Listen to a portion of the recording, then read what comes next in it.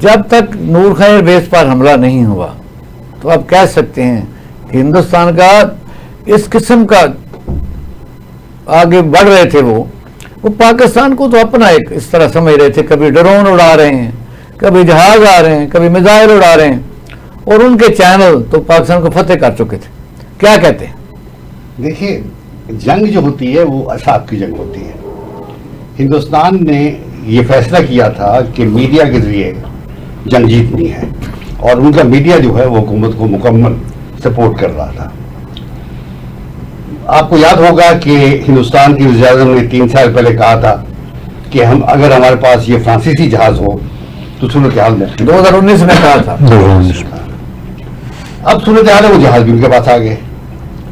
और हमारे यहाँ पाकिस्तान की सूरत हाल ये थी कि सियासी तौर पे हम लोग एक इंतहाई कशमकश में हैं, डिवाइडेड कौम है, सियासी क़यादत जो है वो आपस में डिवाइडेड है।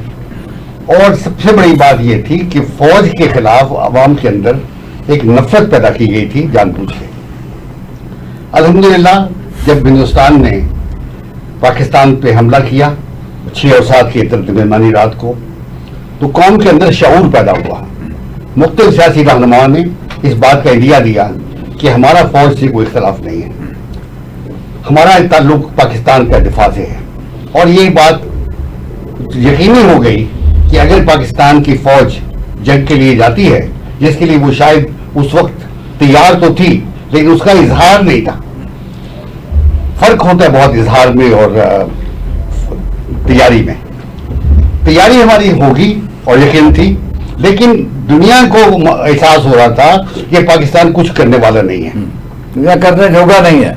एग्जैक्टली, आपने लफ्ज़ बोला कि मैं नहीं बोलना चाहता। मुझे ओमान से, कतर से, सऊदी अरेबिया से, जहां जहां मैं तैनात रहा हूं, मुख्तलिफ लोगों के मुख्तलिफ लेवल से फोन आए कि अब आपका क्या बनने वाला है। और सबको ख्याल ये था कि हम जंग में मुकाबला नहीं कर पाएंगे। लेकिन एक लफ्ज बोला बुनियान मरसूस, और बुनियान मरसूस का लफ्ज जो है वो एक टर्निंग पॉइंट बन गया पाकिस्तान की जंगी हिस्ट्री में। नया लफ्ज साहब, नया लफ्ज पाकिस्तान में। अल्लाह का शुक्र है कि हमारे वज़ीर-ए-आज़म जो है उनको भी वो पढ़ना आ गया, वरना पहले तो ऐसा नहीं होता था। अब ये हुआ इकबाल शाहिद साहब कि बुनियान मरसूस पे जो आयत है कुरान करीम की वो बहुत रेलेवेंट है। पता चल गया कि पाकिस्तानी कौम जो है अगर मुत्तहिद हो जाएगी, अगर वो इकट्ठी रहेगी, अगर उनके मुकासद जो है वो सामने रहेंगे, तो अल्लाह ताला फतह देगा।